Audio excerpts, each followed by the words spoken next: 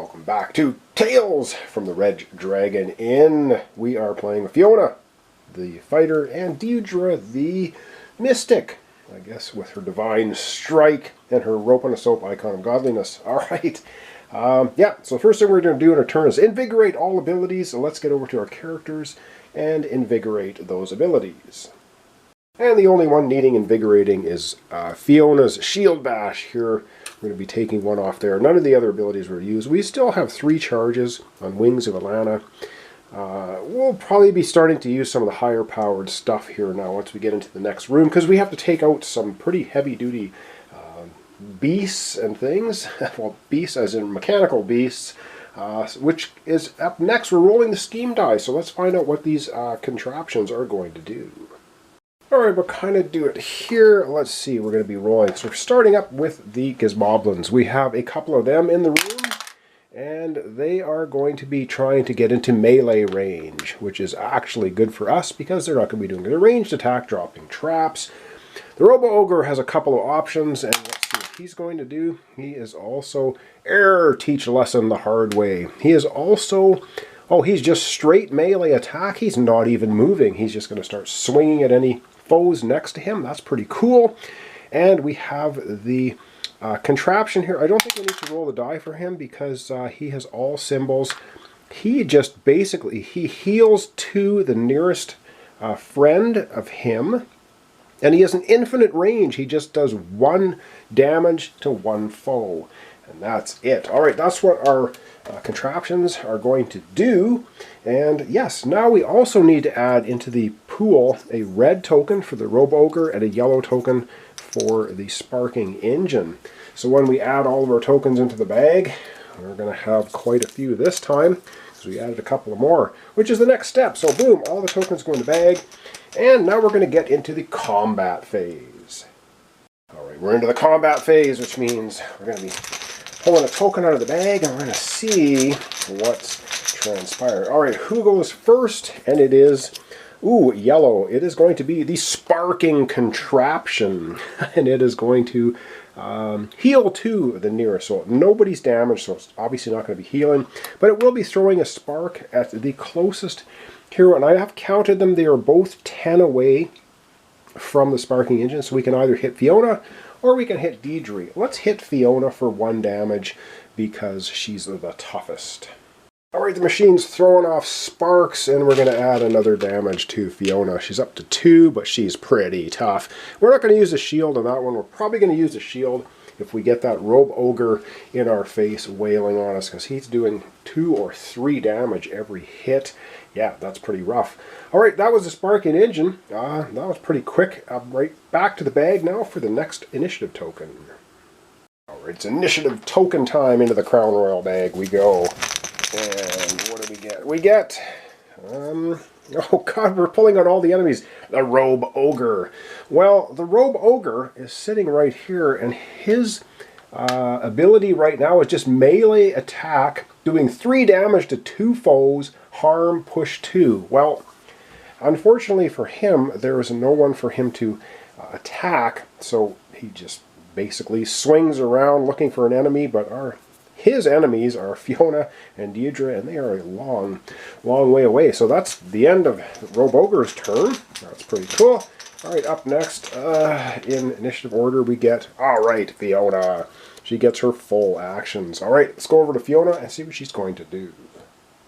Alright, Fiona doesn't want to waste any time. Of course, she has no shenanigans, so we'll just flip that over. But for her first action, she's going to spring into action, and she's going to be on the move. She can move up to 5 spaces. Let's get her moving.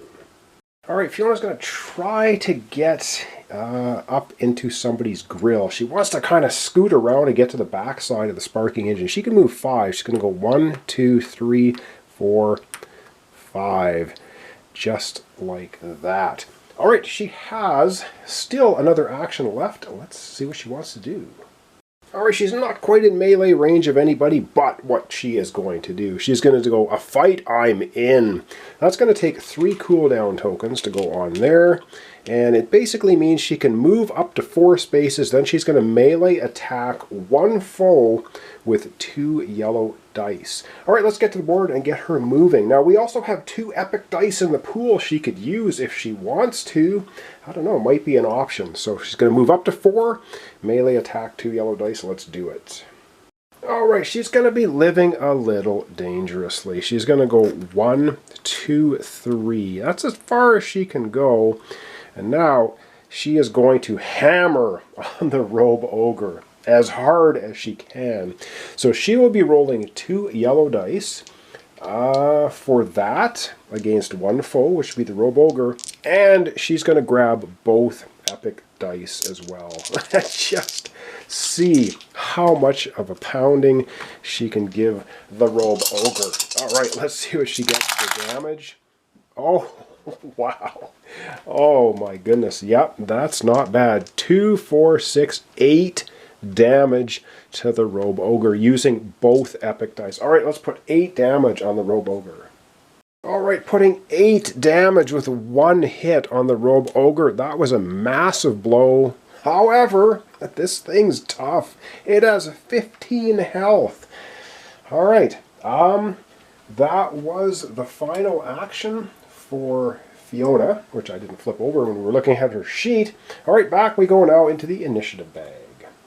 Alright, that was definitely a mighty blow for Fiona, but wow, okay, into the initiative bag, and we pull out, oh great, we pull out the Gizmoblins, of which there are 2. Alright, and their ability right now, they're going to move 2 towards the nearest foe, melee attack, 1 damage, and then harm push 1 target. Okay, well, let's get to it, and we'll zoom down and figure out what they're doing. Alright, well we start off with number 2. Number 2 is going to do a damage to Fiona. Maybe. And if it does the 1 damage to her, it's going to push her into this trap. She would take a total of 3 damage. Now she can use her shield to block 2 damage, which means she wouldn't get pushed. And I don't know if maybe we just want to suck up the damage. And then you save. I think we're just going to do that. Fiona's going to take 1 damage. So let's go ahead and do that. So she's going to be up to 3 damage. And then she's going to take 2 more getting pushed into the trap. She's going to be up to 5 damage. Maybe that's a bad thing to do. I don't know. She ran in there kind of wildly. And so now she's going to have a total of 5 damage. Now she could use the shield to block the 2 trap damage and just take 1. But I think we're going to save the shield in case the Robe Ogre goes. So Fiona had 2 damage on her, and now she has a total of 5. She's got 9 health, though, before she flips over to her other side. So you know what? Not super concerned at the moment. All right. We still have another Gizmoblin to go. And the second Gizmoblin is trying to get to Fiona, and it will not purposely step on a trap, because that would be really dumb. So it will go, it can go here, or it can go here. I think it's just going to go here. 1, it can't get adjacent. Well, it could if it takes 2 damage on itself, but I'm pretty sure in the rulebook they do not purposely step on traps, because that's just suicidal. If they have absolutely nowhere else to go, like if it was here and there was a traps all the way around, then it would step on a trap to get to her. But I think it's just going to stop its movement here. It's not going to get in melee range as I knock the Robe Ogre over.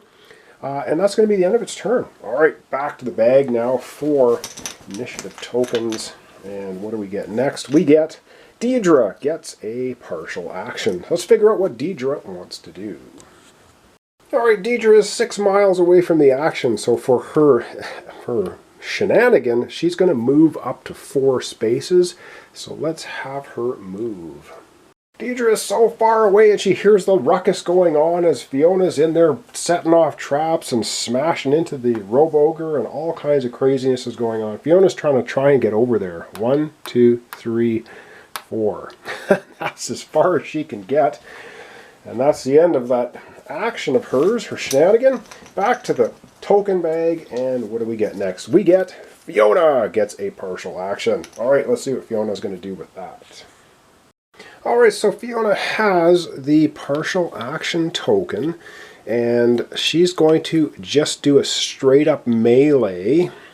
It's not going to do any splash damage. She's gunning for the Robe Ogre. She wants to take that thing down as fast as she possibly can. So she's just doing a melee attack, 2 yellow dice, splash 1, but the splash 1's not going to do anything.